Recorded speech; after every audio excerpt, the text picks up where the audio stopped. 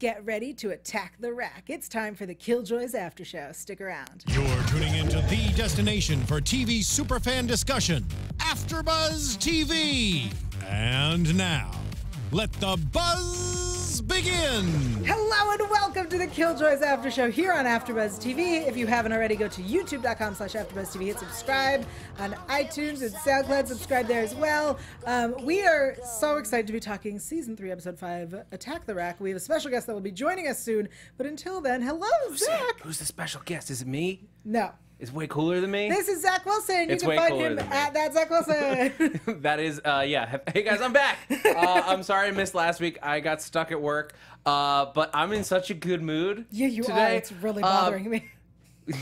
I don't know why it's really bothering me. Well, I can swing my arms this week. I see. Stephen Lemieux, send him your best wishes. Someone whose family is sick. You can tweet him at Stephen Lemieux. We send him all our best. You can do it too on the tweets. Not to take a serious topic and make it not serious, but let's talk about how the show opened, because it needs to be acknowledged that there was pegging. Pegging occurred on a sci-fi show on the Sci-Fi network. It needs to be acknowledged. This show is so amazing. And then that the woman was tipped because she was doing all of the work. I loved it. Thank you. Yes.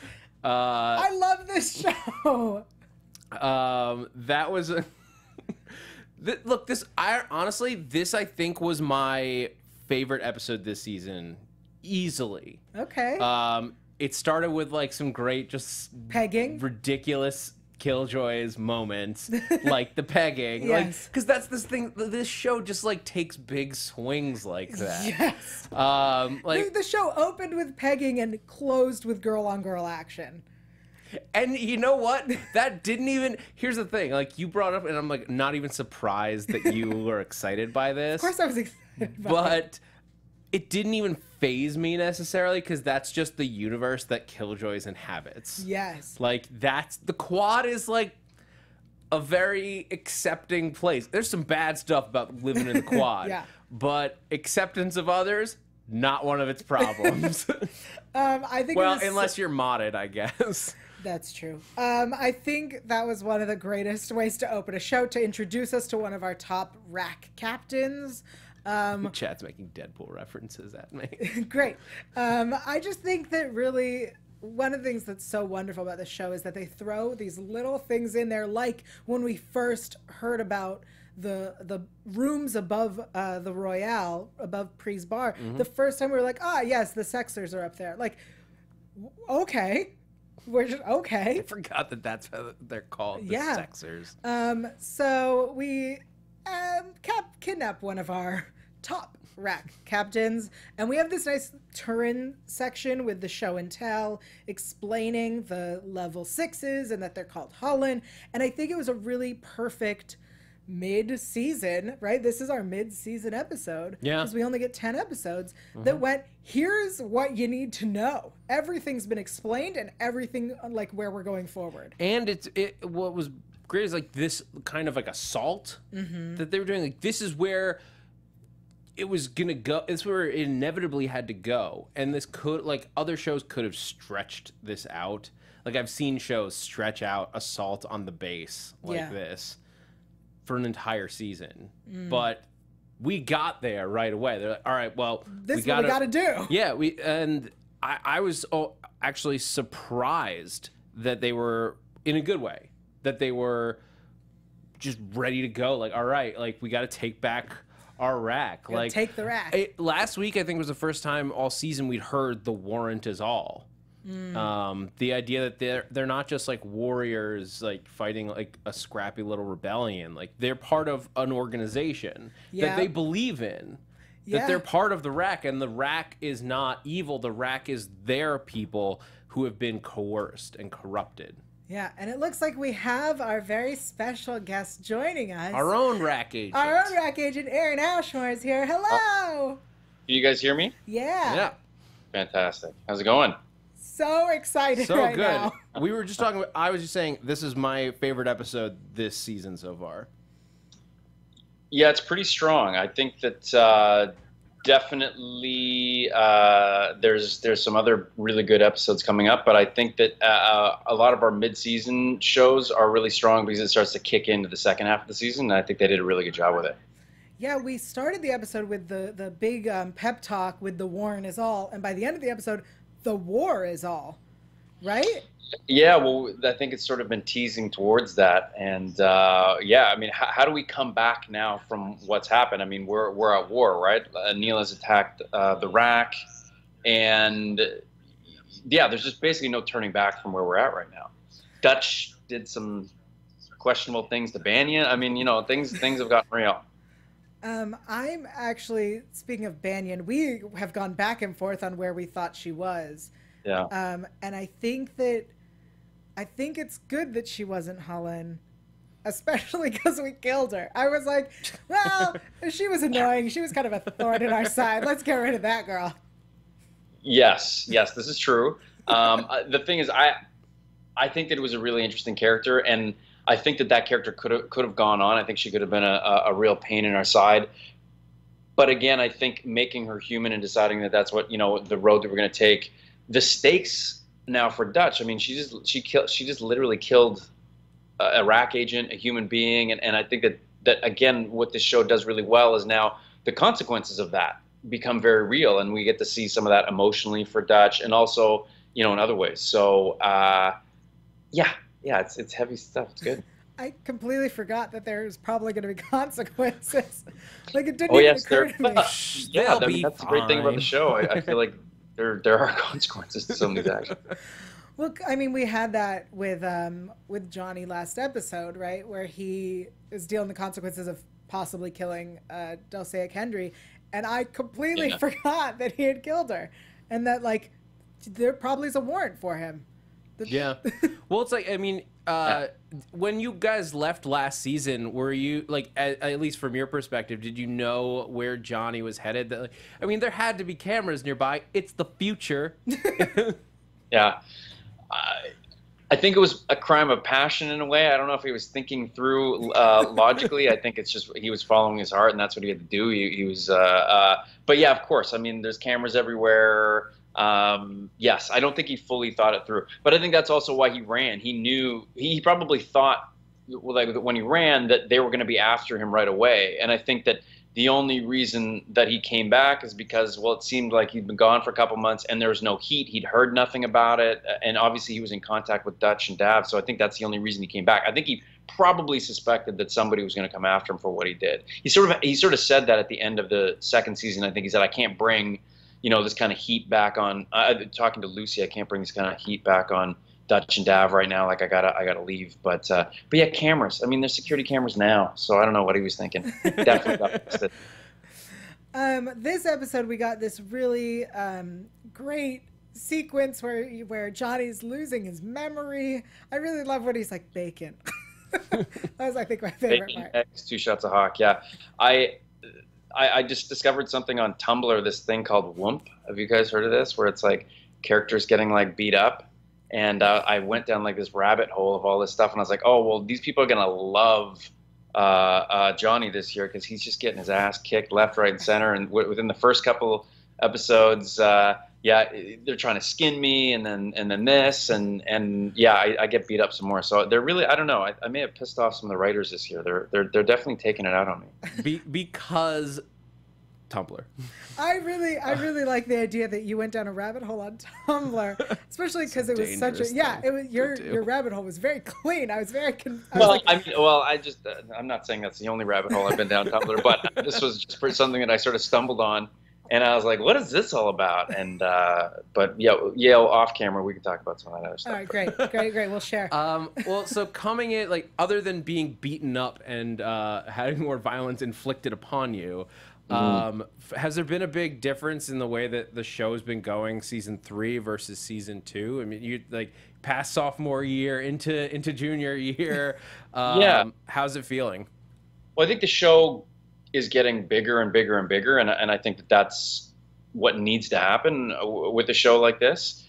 I really like the multiple storylines and how they're tying all these things in together. I think that it keeps the show moving really quickly. And I think Michelle and the writers do such a great job of creating supporting characters that are so engaging. Like I feel like, you know, last week we saw Tom Allison's like a pre-episode, and that character's so engaging. You're like, oh, we could watch a show about this guy. And I think that all these characters, Fancy, Turin, Alvis, all these guys, and now Aniela and Dulce, I mean, these characters are so interesting. So having all these separate storylines where we get more of them, I think is smart and very engaging. So to me, it feels like the show just keeps getting better and better and stronger. Hopefully people watching think that as well. But I feel very positive about the third season. I think it ends really strong. I think we're really ramping up now into till the end of the season. So yeah, I think it's very strong. I agree. I've been saying all season, I love that we have the team is, you know, we started off with a team of 2 and they immediately added Devon, and then we added more people, and our team is just so much bigger now. And I'm going to just keep complaining about it. I want the entire team all together all the time. Like I want Alvis on the ship. He can bring Quinn. I want Pri there. Yeah. I want Fancy there for sure. This episode was an amazing performance by Sean Back for Fancy Lee. Oh, yeah, he's great. I mean, when he gets to sink his teeth into stuff on the show, he does such a fantastic job. And it's just such an interesting character. Like I really like.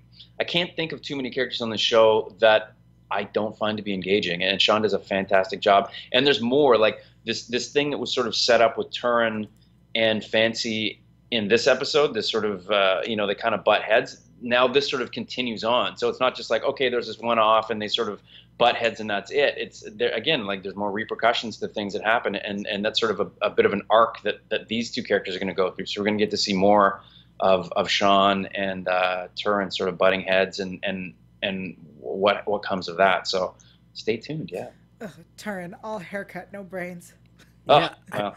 I mean that would. I saw Patrick this morning. I went to an audition this morning. I saw Patrick there, Toronto, right? Like Toronto actors.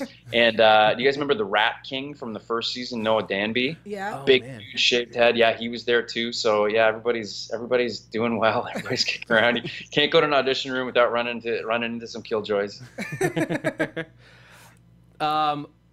Yes. Yeah, there's a. Well, the chat wants to know. J.A. Snowden. Yeah, the chat has joined in, adding apostrophes. Yeah, the space apostrophes have started taking over our chat. But J.A. wants to know.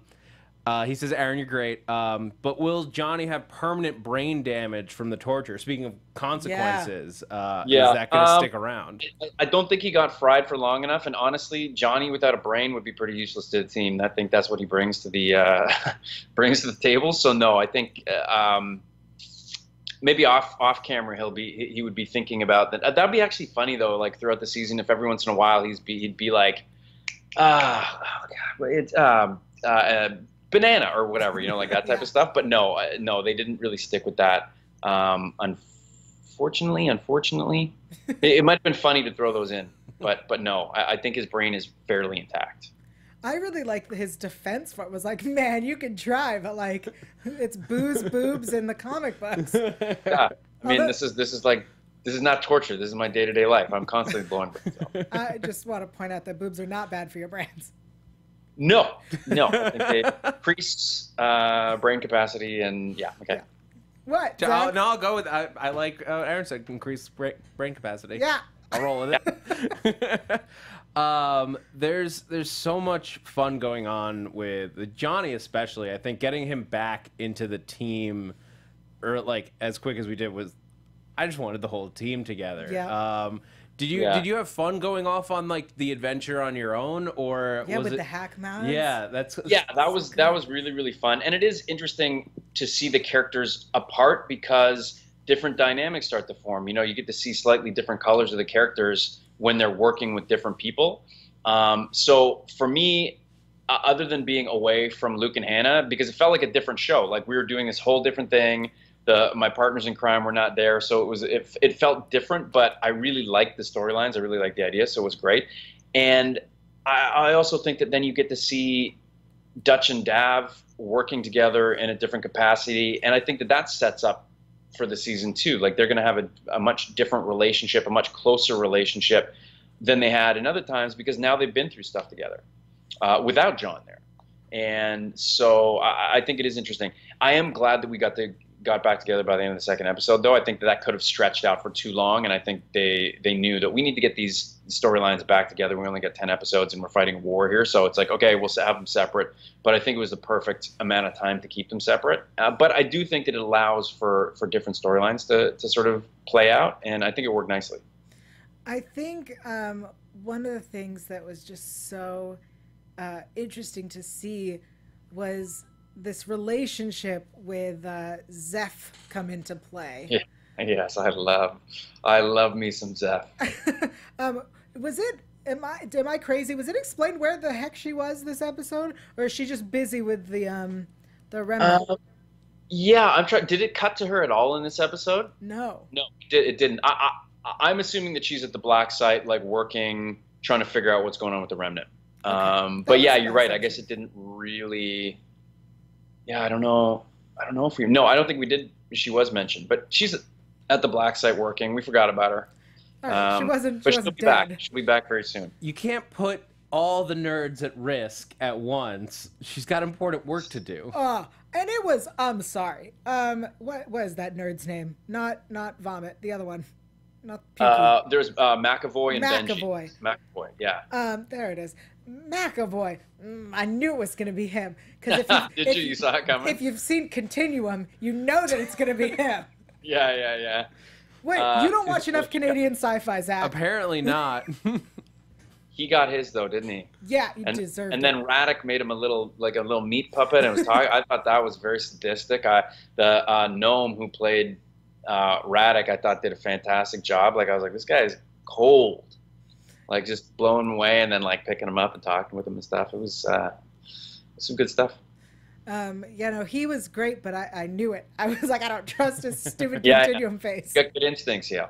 Thank you. I'm usually wrong. I was waiting for like the betrayal to come from almost anywhere. Like I was almost like expecting a reveal that the Hullen have like telepathic just knowledge, and like that woman being in the room was enough to like ruin everything. Yeah, and there's always interesting stuff too that I always think, like, how's Dav tied into all this? I mean, he's got these abilities, and we've sort of seen that these things can go back and forth with his ability to, so it's like, well, maybe somebody's spying, you know what I mean? Like there's lots of interesting ideas or possibilities, and we don't fully understand. I don't think we fully understand the Hullen yet. I think that's a really interesting part of what Zeph does this season, is she's sort of like the biological scientist, and she's really there to help us fully understand our enemy. So she definitely sort of figures some of these more interesting biological elements out as the season goes on. Yeah, it was interesting when Davin blew up the guy's head. Yeah. And the eyes. And the eyes. Oh my god, that was so. Isn't it just disgusting? Oh my so god. Terrifying. In the best way. But it's pointed out that only Aniela seems to have been able to do that. Yes. Until now. Yeah. Okay, I have Yes. I have a theory on this. Yes. They've said, and it was reiterated at the top of this episode, that the only thing I heard from the top of this episode was pegging. Pegging. Yeah. That's what sticks in everybody's mind. Top here, the pegging. It's definitely sticks in something. Plot or theory here? What was that? What was it, Zach? So the idea there are two types of Hullen capture of a human. What if that like what I in my head is I'm calling the royal strain? The more powerful, the top tier. Sure. Yeah. What if it's just Aniela and Davin? Ooh. Like Dulce is like totally under the control. Yeah. Like she just like is allowed to think she has. Right. Same with her second command. Like they're allowed to think. Yeah, Nugget. They're allowed to think that they have self-awareness, but they're really just like extensions of Aniela and like a hive queen style, just like. Oh, guys, control. there's so much good stuff coming that you like. There's just so much good stuff coming. Does the cast like theorize all this stuff as the season's going on? Like, are you in the trailers? It's like, what if it's this crazy They're thing? not nerds like you. No. I mean, a little bit. We're always talking about things that are happening. But to be honest with you, we're so wrapped up in what we're shooting and sort of trying to get our heads around that script. And then halfway through that episode, we get the next episode script. So then you're reading that and catching up. So to really launch forward into like predictions and trying to figure stuff out in a broad way, we sometimes do it. But to be honest with you, we're so just sort of focused on, there's a lot of information on the show. There's a lot of detail and plot and stuff. So I think it takes us a lot of our energy just being in the moment of what's happening and sort of like trying to do that stuff. But I definitely will sort of sit back and try and figure out like where I think the show is going to end up at the beginning, like, halfway through the season. The beginning of the season, it's hard to tell where those arcs are going to go. But about halfway through the season, I start to be like, okay, how are we going to end this? Where can I predict what's going to happen? Because obviously we end in cliffhangers.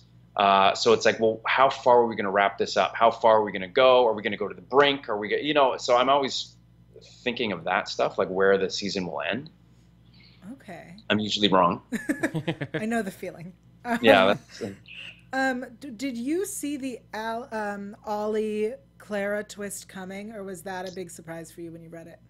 Well, I don't know if you guys heard too much about this, but Stephanie Leonidas was not available. Right. There were some conflicting dates on stuff like that, so she couldn't. The plan was to have her back, and I think they really worked on it. They tried to make it work, and just the dates didn't line up. So last minute, Michelle and her writing team had to sort of scramble to come up. I'm talking like very last minute, scramble to try and come up with this other storyline. And literally, we were shooting the first and the second episode at the same time, and we were getting pages like the night before for stuff.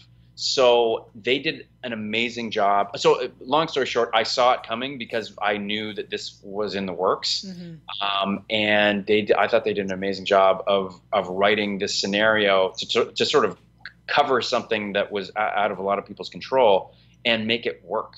So I did see it coming, but I thought it was done very well considering the amount of time that they had to scramble and figure this out. Yeah, we knew about the behind the scenes requirements, but like that's impressive that it was done that quickly because it didn't seem like 3 or 4 days before we had to start shooting that stuff. They were rewriting stuff and casting Tommy. So it was really, really last minute because they thought that it was going to work out. They were really working together to try and make it work, and then that last minute just didn't pull through. So. I definitely did not see the twist coming. I thought that they were just going to be like, "Oh, Clara's dead."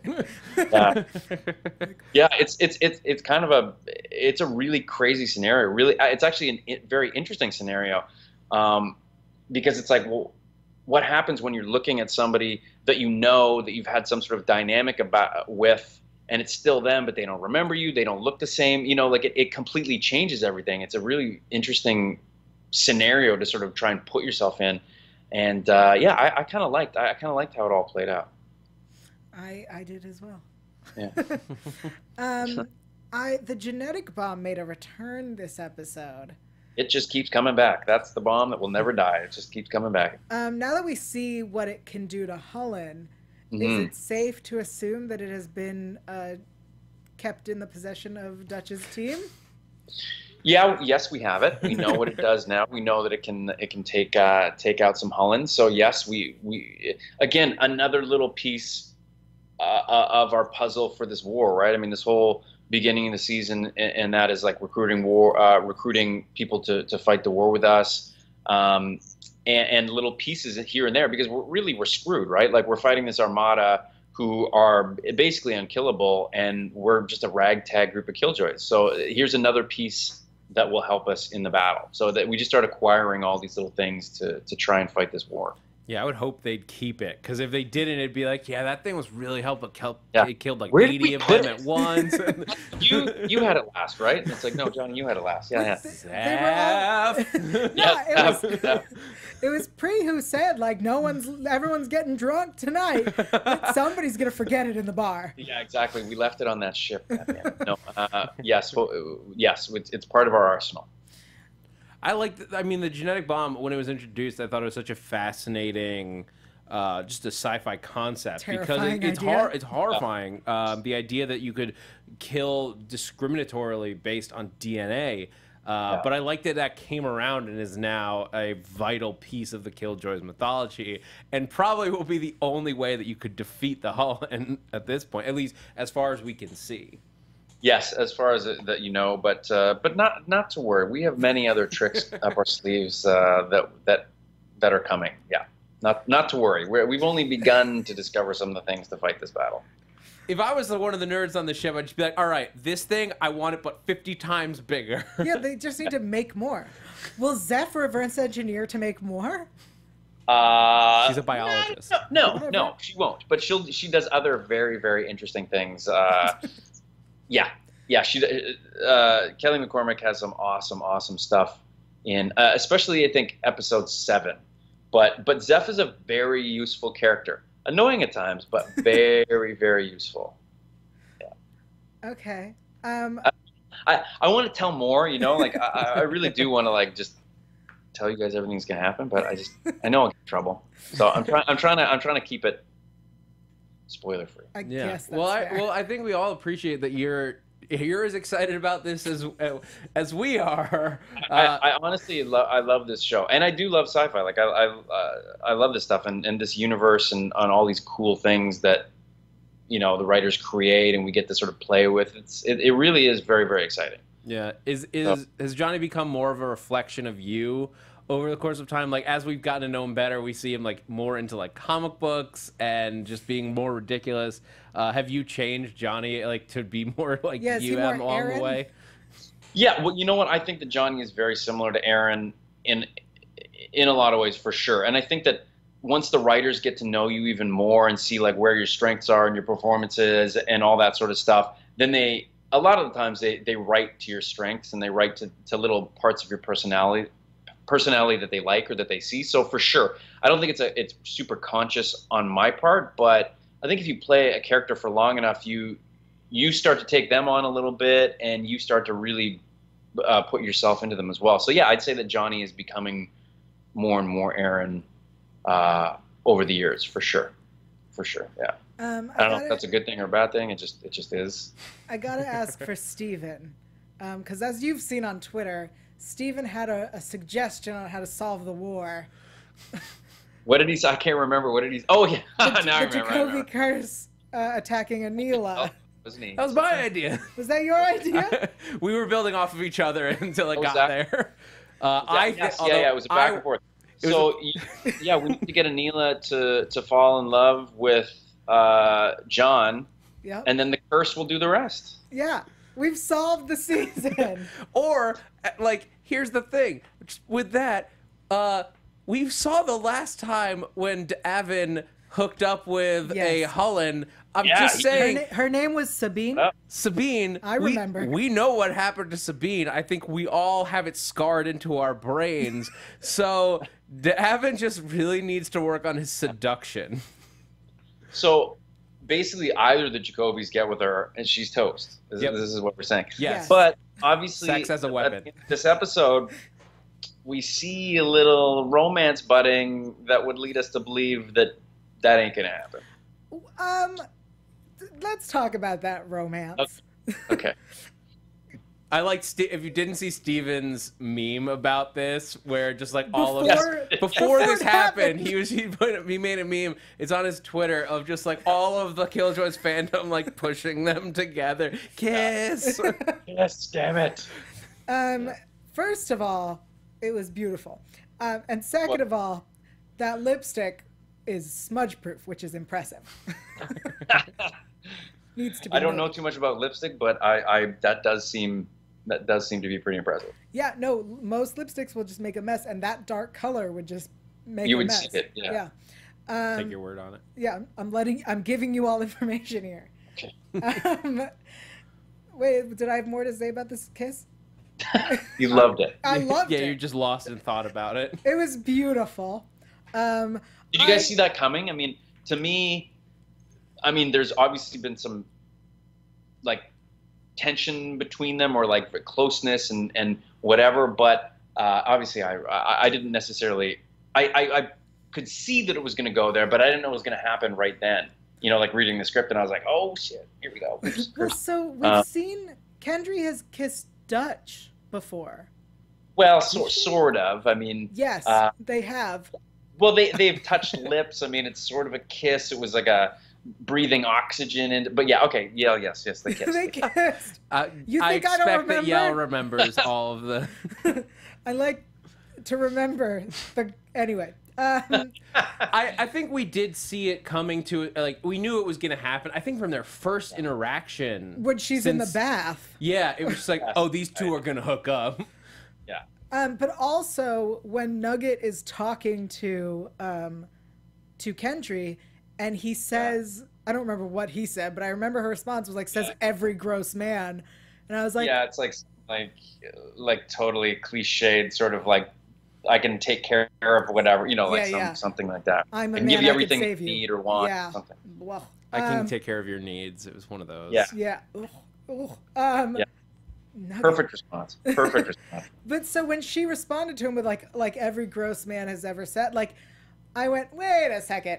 I think we've put a few strikes in one column here, and I think we know where this is going. Yeah, we know what team Dulce is playing for. We certainly do. And aren't I lucky? Here's my question. Yeah. What do you make of Aniela's initial reaction when Dulce like leans in for the kiss? Because she like pulls away very abruptly. And well, I think there's something. Yeah. Sorry, continue, Zach. Oh no. It is Aniela a sexual being like up until this point? Like, I think we've talked about how I think of her, like, think she's stunted as like an 18-year-old. Yeah. And I think that she was just caught off guard by her own feelings. Aaron? And I remember Hannah sort of like hearing Hannah talk about Aniela and I can't remember. She was talking about this type of stuff. I remember her saying like, I don't think that she would just like pursue that or be the dominant one like necessarily right off the bat, even though she's all about power and stuff, because there's something childish about her. And I don't think that romance has been like, I don't know if the Hullen really, if romance or anything like that, if there's no emotion in that within the Hullen, like what need is there for romance? Like maybe they don't reproduce, right? They don't like that. I don't think like that. It's a parasitic thing. So it's like, I don't know. It was very interesting to sort of see her and figure those things out. So yeah, I think that she played it to have a little bit of hesitation, to show that it's like, yeah, maybe this is not, she's not super comfortable with it, or it takes her a while to sort of, I don't know. It was definitely interesting though. Yeah. Definitely interesting layers there. I agree. What is the chat saying, Zach? You're laughing. Sarah Brock says, I'm sure Yael would help with that situation. Okay. Anyway, there was something interesting. I was reading some articles about this episode, and it was very odd that Aniela, who is in control of, she's the commander, she's in charge, that her decision to have Nugget and Kendry just off distracting themselves by fighting for her attention when she was like making a plan, and then Kendry says to her like, oh, you wanted us to just go and distract ourselves so that you could do what you wanted to do. It felt odd that Aniela would need to do that, seeing as how she's in charge. It can just be like, go away. That's part of why I think that like we're gonna see Aniela. It's gonna turn out that like both of them are just slave class Hullens, just allowed to think that they're in control, and she's just like, oh, go off and bicker, children, over here while I go to war. So that they didn't know that they were being controlled. Yeah, or that like she can control them at any time. That they're not really her like her confidants or advisors. Really, she just lets them be there while she controls everything else. Like I think she might be way more in control of everything than she lets on. Oh, guys, I can't wait for you to see the next episode. See, when you say that, I'm like, well, we're way wrong. No. Well, it's like, you're warm. You're onto something, but it's just there's more to it. There's more to it. So yeah. Well, I like it. I think we're so excited to see it. Aaron, thank you so much for joining us. My pleasure. Thank you for having me on, guys. And again, thanks for supporting the show. so much, because it really is. It's nice to have people out there, you know, repping it and talking about it, and so into the show. We all very, very much appreciate it. So thank you very much. Thank you. And people who want to keep up with you on Twitter, Instagram, all the social medias. Yes. I think it's Aaron R. Ashmore on. I don't even know what my freaking Twitter thing is. I'm gonna pull it up right here. Yeah, at Aaron R. Ashmore is I don't know. I should have researched this, guys. And my Instagram is Aaron_Ashmore. Wait, did someone else just tell you? Guys, I'm not good at this. Who was that just told us? That's wifey. That's my wife, Zoe. Oh, does she want to come say hello? Thanks for the help, Zoe. You want to say hello? No, she doesn't want to say. So I can over. There she is. Well, thanks for stopping by. Thanks for the help, Zoe. We really love having you. Thank you so much. Yeah, thank you for calling in. Yeah, guys, we can do it again for another season, maybe. Absolutely. Yes. Hashtag renew Killjoys. Yes. Yeah, tweet at Sci-Fi and at Space Channel and at that guy. Hold on, I'm gonna pull up his name. That guy? Yes, there's a guy, and we're gonna Chris McCumber. His Twitter is at McCumberC. What? MCCUMBERC. He is the president of Entertainment Networks USA, Sci-Fi, and Chiller. Okay, let's harass him. I want us to be harassing the F out of this guy on Twitter. At McCumberC, MCCUMBERC. He's gonna be like, these guys are. It's gonna be great. No, this guy needs to know. Yes, he does. He does need to know. And to be honest with you, I think that's a huge way of letting people know, and the online content and all that. I think is a big deal. I think they look at that stuff a lot. So it is very important to sort of reach out in that way on Twitter and Instagram. Yeah, awesome. Keep sending people down those Tumblr holes. We'll talk about those another time, guys. We definitely will. Thank you so much. Okay, bye guys. Bye. Have a great night. Zach, before we head into predictions, we still have to want to make sure we talk a little bit about, it was touched upon very quickly, Fancy and Turin. And yes. So Fancy, who is cleansed, who is back in the rack. Fancy, who was always like a very straight shooter rack agent, like a very letter of the law kind of guy. Yeah, when we met him, he was like the guy that was like coming in to like steal their warrant because he was so good just by himself. Right. He was like, you guys are taking too long. I got this. So the idea that Turin listens to these people and doesn't trust that, Fancy is the guy. I was so angry at Turin because he knows better. You know what I mean? Like, Turin at this point knows better. He's part of our team now. He has to learn to trust. Yeah. And that really angered me, especially this moment at the end when he's like, oh, is this the designated asshole corner? First of all, we're not calling it that. And second of all, it's just a very scary thought. And second of all, what Fancy says to him, like, yeah, there's only room for one and it's all yours.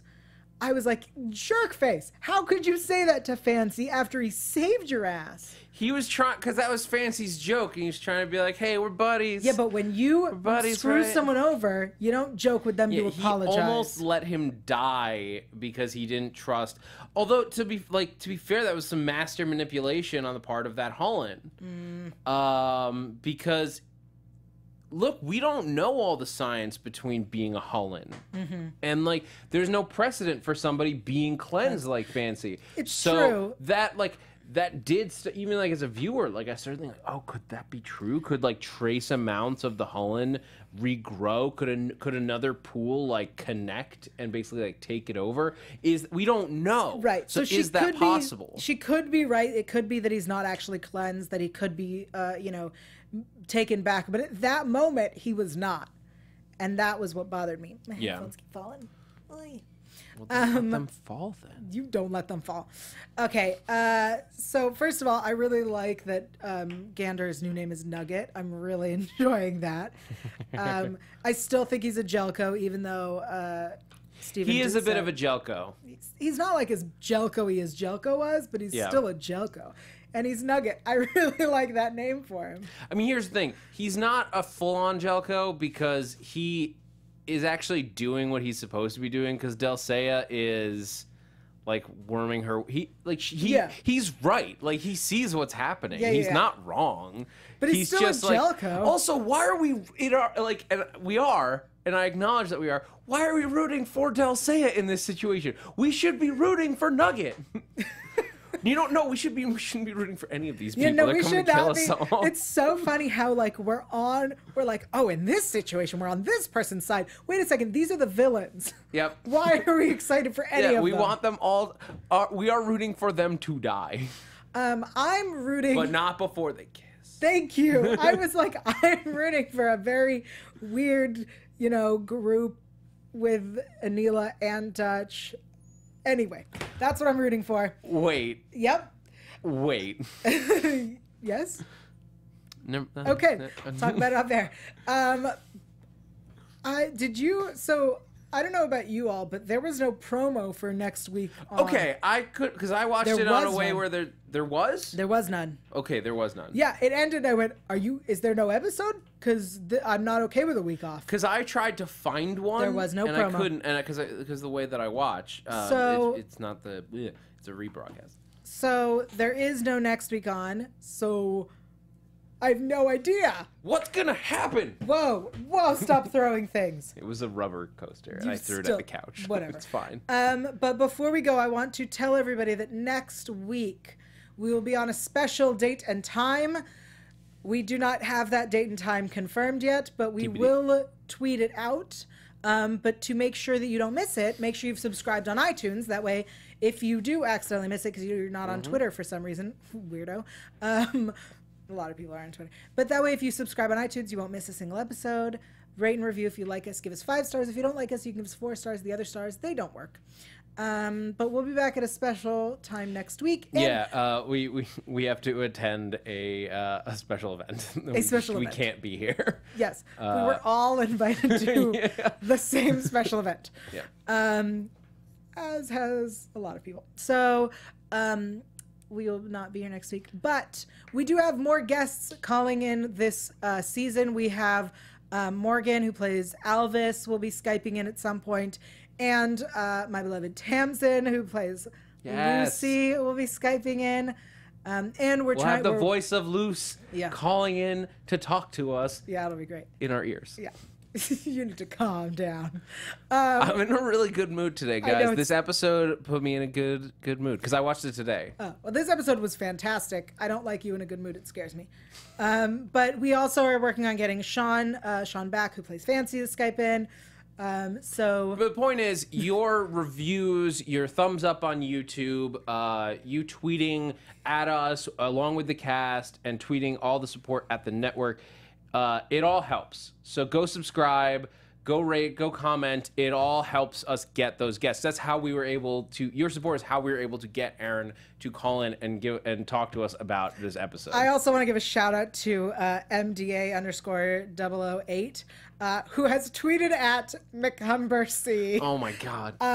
Absolutely no. This person deserves this. This is what they asked We're like for. abusing network heads now. They're on Twitter. I'm not against it. I'm just saying. Please remember #Renew Killjoys, and while you're at it, also help out Dark Matter at #Renew Dark Matter. I'm tired. Thank you all so much for joining us. Until next week, that's Zach Wilson.